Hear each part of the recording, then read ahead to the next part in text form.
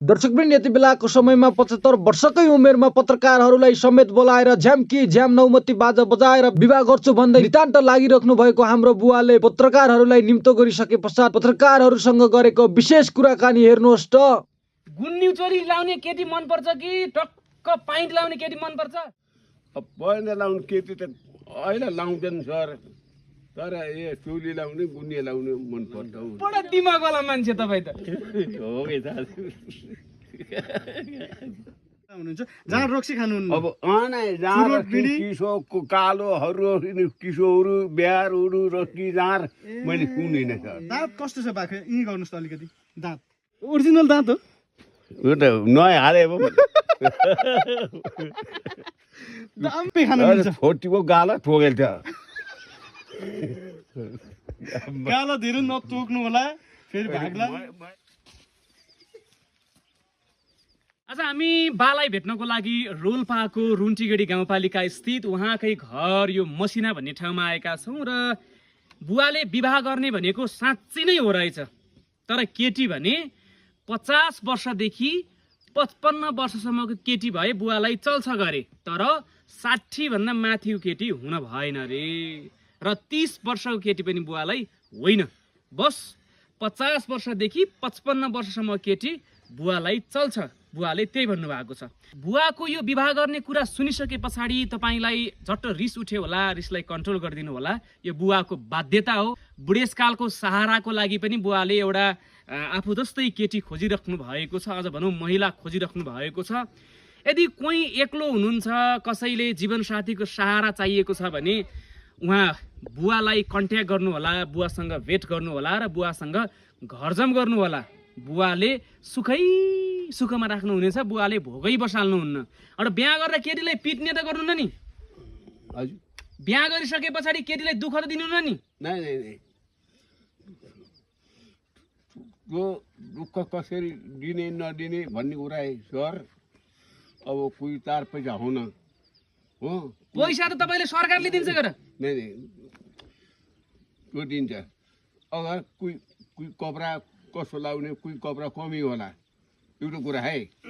तर मैले राम्रो आइमाई लियो भने त मैले राम्रो लाइने भन्छु, राम्रै खा भन्छु, होइन।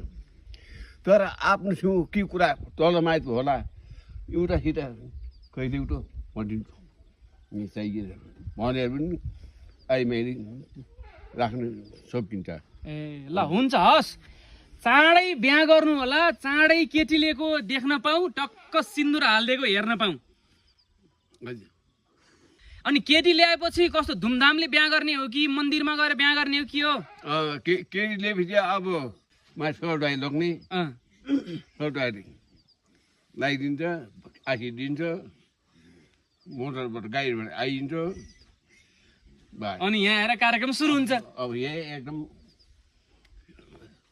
काट्ने हो कि कुनै मिटर यादको मान्छे इसे मिटर त्यसमा आज आफू पनि हुन सक्ने हुन्थ्यो। ल ल हुन्छ, हस्।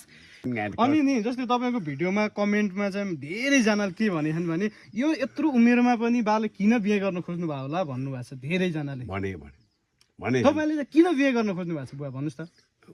मैले बिहे गर्ने कुरा यस्तो भएको, यत्रो घर हालेछु, बस्ने, भाँडा मार्ने, पकाएर खानिने, कपडा सपडा धुने, बास यति। कपडा धुने, घर स्याहार सुसार गर्ने, अनि यो खेतबारीहरू म कहीँबाट आउने बेला घर ढोका उडाउने भएको आउनुभयो भन्ने, घाँस काट्ने, दाउरा गर्ने, ग्वाला जानुपर्छ कि नै? अहिले हे कोही नभएर सम्पत्ति छैन। भैँसी पालेको बाख्रा 22 बाख्रा भैँसी भएको मान्छे छोरा श्वास लिएर गइए इन्डिया, बडी मोरको अनि गए। छोराहरू बुहारीहरू इन्डिया छन् भन्नुभयो, उहाँहरूले पनि बिहे जस्तै तपाईँले बिहे गर्छु भन्दाखेरि उहाँले मान्नुहुन्छ? हुन्छ गर्नुहोस् बुवा भन्नुहुन्छ छोराहरूले? अब माइले बुहारी र माइ छोराले भनेछन् अब हे बस्नुहुन्न र अगर तपाईँको मन परेको गर्नुहुन्छ भने गर्नुहोस्, फेरि यहाँ लिएर आउनु होला। हामीसँग बस्छन्, पाल्ने हाम्रो भाग। अगर आउनु भएन पैसा पठाउँला। माइल छोरा बुहारीको कुरा हजुर जे छोराले तिम्रो विचार गर बा ए फेरि त्यो केटी यस्तो भाग्नु भने बर्बाद बर्बाद भनेछ भन्नुभएको छ जेठो छोराले। जस्तै हजुरले चाहिँ कति वर्षको सम्म आए पछाडि मलाई ठिक हुन्छ भन्ने सोच्नु भएको छ? अब त्यो राइन बाइन हुन्छ अब 55 वर्षको आइमाई उटु फुटु छैन भने मैले राम्रोसित राख्न सक्छु। अब आँखासनको कोही आँखा झ्याम्कुने कोही बाहिर अरू बाहिर मदेखि बाहिर माइती देखेर आँखा सन्कुनु ठुलो अब म जानेबाट त्यो मैले जान्दिनँ न त भने यो यस्तो ठाउँ खन् जाम ए भनेको अब त्यही हो कि तपाईँले बुढेसकालको लागि सहारामा बिरामी पर्दा तातो पानी तताएर खुवाउने, भोक लाग्दा चाहिँ खाना पकाएर खुवाउने होइन र यताउतिबाट आउँदाखेरि घरको ढोका खुल्ले राखिदिनु पर्यो होइन? त्यही हो हजुर। ल ओके हुन्छ। दर्शक महानुभावहरू यो भिडियो तपाईँले हेर्दै गर्दाखेरि नराम्रो तरिकाले नहेरिदिनु होला। एकजना 72 वर्षीय बुवासँग हामीले कुरा गर्दै गर्दा केही कुराहरू चाहिँ गर्न नहुने पनि थियो होला, तर त्यो एउटा बाध्यता निस्कियो। किनभने बुवा 72 वर्षको हुनुहुन्छ, घरमा एक्लै हुनुहुन्छ र उहाँको यहाँ खेतबारीहरू पनि टन्नै छ। उहाँले चाहिँ त्यहाँ पनि काम गर्नुहुन्छ, घरमा एक्लै हुनुहुन्छ र उहाँले चाहिँ मलाई बिहे गर्न मन छ र मैले भने जस्तै कोही हुन्छ नि केटी अझ भनौँ उहाँको लागि ठ्याक्कै सुहाउने मान्छे भेटिए मैले बिहे गर्न चाहन्छु भनिसके पछाडि अब हामीले यो भिडियो बनाएर कोही बुवासँग बिहे गर्न इच्छुक कोही अरू पनि हुनुहुन्छ भने हामीलाई सम्पर्क गर्नु होला होइन? किनभने एउटा चाहिँ बुवा जस्तै तपाईँ कोही एक्लै हुनुहुन्छ, तपाईँलाई जीवनसाथीको सहारा चाहिएको छ, जीवनसाथी चाहिएको छ भने तपाईँले पनि हामीसँग सम्पर्क गर्न सक्नुहुन्छ र हामी बुवासँग सम्पर्क गराइदिन्छौँ। बुवालाई त्यो कुरा पनि हामी सुनाउँछौँ। यदि हुनुहुन्न भने भिडियो सेयर गरेर धेरैभन्दा धेरै माझ पुऱ्याइदिनु होला, ताकि एकजना बुढेसकालमा सहारा खोजिरहेको व्यक्तिको सहारा बनेर कोही आउन सक्नुहोस्। हुन्छ, जस्तै हामी अब अन्तिममा छौँ होइन?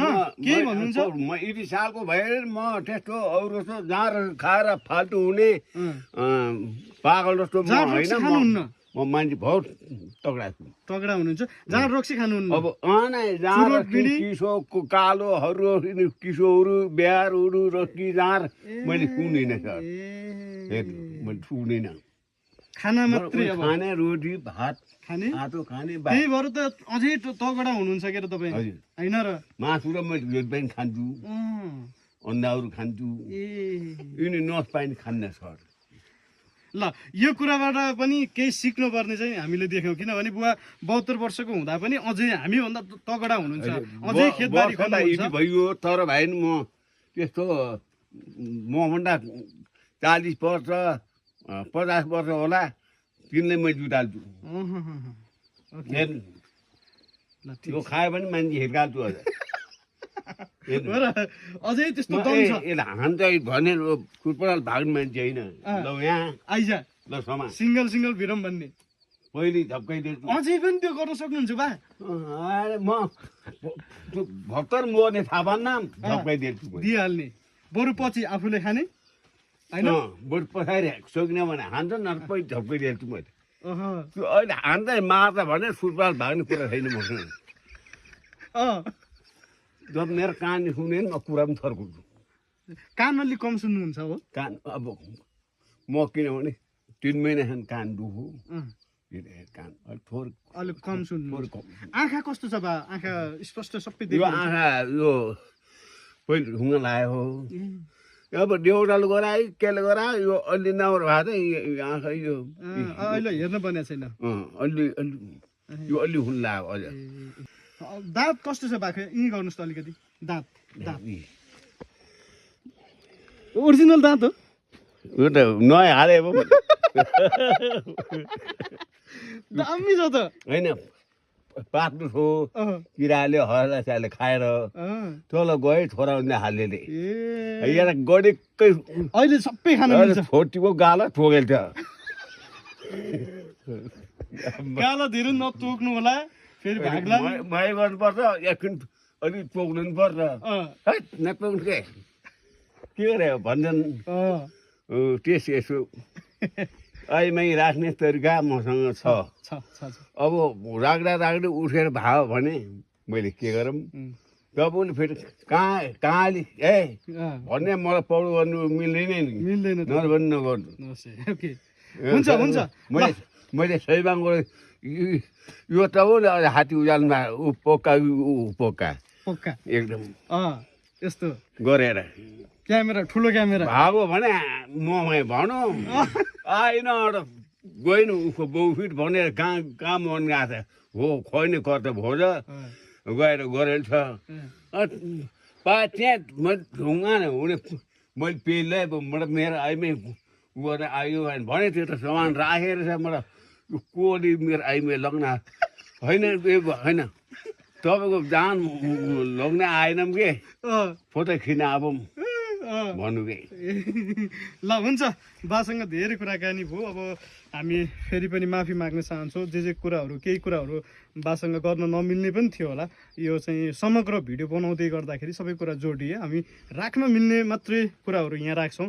त्यसमा पनि तपाईँहरूले छनौट गरिदिनु होला, फिल्टर गरेर सुनिदिनु होला र एउटा रमाइलो सँगसँगै बुवाले पछिल्लो समयमा बोलेको अभिव्यक्तिहरूलाई पनि हामीले जोडेका छौँ जुन बिहे गर्न चाहन्छु भन्ने विषयलाई। यो भन्दै आजलाई भने म बिदा भएर जान्छु। अर्को बसाइमा फेरि अर्को भिडियो सामग्री लिएर आउँछु। अहिलेलाई भने म बिदा हुन्छु। नमस्ते।